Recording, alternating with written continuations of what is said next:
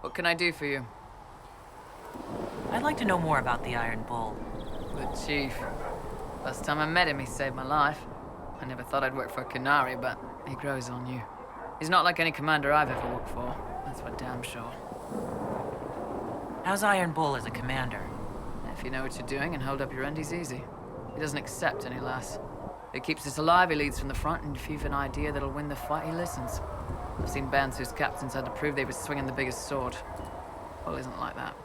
The charges might give him more lip than you'd expect, but every one of us would lay down our lives for the big ass. How did a Tevinter soldier wind up in a Kunari spy's mercenary company? I wasn't a soldier at the time. I was in some trouble, trying to flee Tevinter. A tribune and his men caught me in a border town tavern. They meant to make an example of me. Bull killed them. Gave up his eye doing it.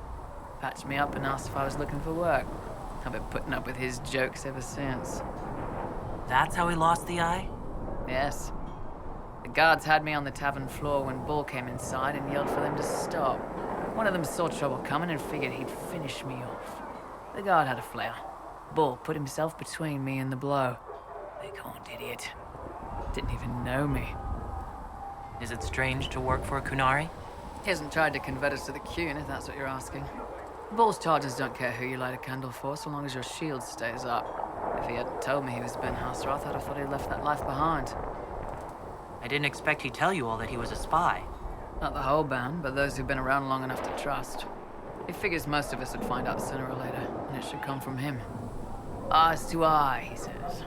He's never messed up a job. He just writes letters back home. Lots of the boys write letters back home. We'll talk later.